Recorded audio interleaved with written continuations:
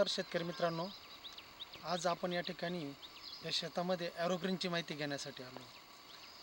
ॲरोग्रीन काय आहे त्याची तर सविस्तर माहिती मी देतोच आहे, पण त्यासोबत एकदम थोडक्यात लक्षात घेण्यासाठी एक गोष्ट लक्षात घ्या की जसं आपण ताग, ढेंचा असे हिरवळीचे पिकं करतो, त्या प्रकारेच ॲरोग्रीन हे सेंद्रिय शेतीमधलं अतिशय महत्त्वाचं एक हिरवळीचं खत म्हणून आपण त्याचा वापर करतो. त्याच्यामध्ये 14 वेगवेगळ्या प्रकारचे ज्या पिकं आहेत आपण घेतो, त्याचं बी एकत्र केलं जातं. त्याच्यामध्ये एकदल, द्विदल आणि मुळांचं सुद्धा वेगवेगळ्या वर्गीकरणानुसार ते पीक त्याच्यामध्ये आहे, पिकं त्याच्यामध्ये आहेत. तर या सर्व पिकांचं बी एकत्र करून आपण त्याची पेरणी करतो अथवा ब्रॉडकास्ट म्हणजे फुकून त्याला टाकतो. तर या ठिकाणी या शेतामध्ये त्याची पेरणी केली आहे. तर आपल्याला दिसतं हे ॲरोग्रीन जे आहे, तर ॲरोग्रीनचे आपल्याला सर्वात महत्त्वाचा मूलभूत फायदा असा आहे की अगदी 1.5 महिन्यामध्ये ते पावणे 2 महिन्यामध्ये आपल्याला म्हणजे साधारण 45 ते 60 दिवसामध्ये आपल्याला साधारणपणे 50 बैलगाड्या शेणखताची ताकद मिळेल.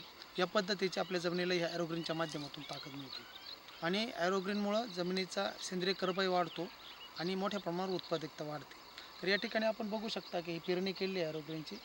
तर त्याच्यात आपण वेळोवेळी आणखी पण व्हिडिओ तुम्हाला मी शेअर करेन. परंतु याच्यामध्ये ज्या काय याच्यामुळे होणारा जो फायदा आहे, तर तो फायदा अतिशय मोठा आहे. आपलं रासायनिक खतं मोठ्या प्रमाणावर त्याच्यामुळे कमी होऊ शकतात.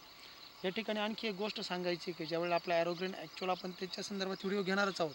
पण ज्यावेळेला आपला हे ॲरोग्रीन जमिनीमध्ये गाडायचं आहे, तर त्याच्या अगोदर 15 दिवस आपल्याला काही जैविक घटकांचे कृषी विश्व घनकल्चर बँक म्हणून एक संकल्पना आहे. तर त्याची तयारी करायची आहे आणि त्या संदर्भात पण आम्ही त्याला लिंक व्हिडिओ शेअर करणार आहोत.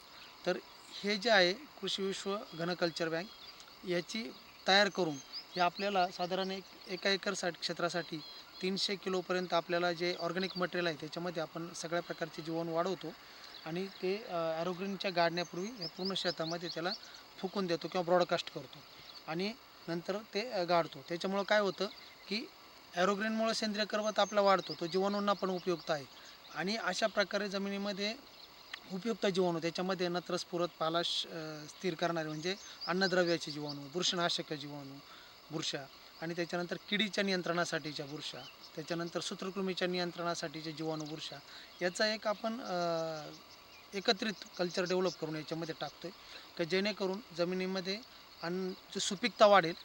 रोग किडीचं नियंत्रण करणं जे आहे आपल्याला, तर त्या मुळातच रोगकिडीचं नियंत्रण होईल आणि त्याच्यानंतर आपल्याला बुरशांचं नियंत्रण करणं शक्य होईल. त्याच्यानंतर आपल्या सूत्रकृमीचं नियंत्रण करणं शक्य होईल. तर अशा उपयुक्त जीवांची संख्या प्रति ग्रॅम मातीमध्ये जर वाढली तर आपल्याला शेतकरी बांधवांना मोठा फायदा मिळेल. या दृष्टीने हा व्हिडिओ आम्ही सादर केला. अशाच पद्धतीचे नवनवीन व्हिडिओ मिळवण्यासाठी आपण आमच्या कृषी विश्व बायोटेक चॅनलला सबस्क्राईब करा आणि बेल आयकॉनवर क्लिक करा, जेणेकरून तुम्हाला वेळच्या वेळी नोटिफिकेशन येता येईल. धन्यवाद.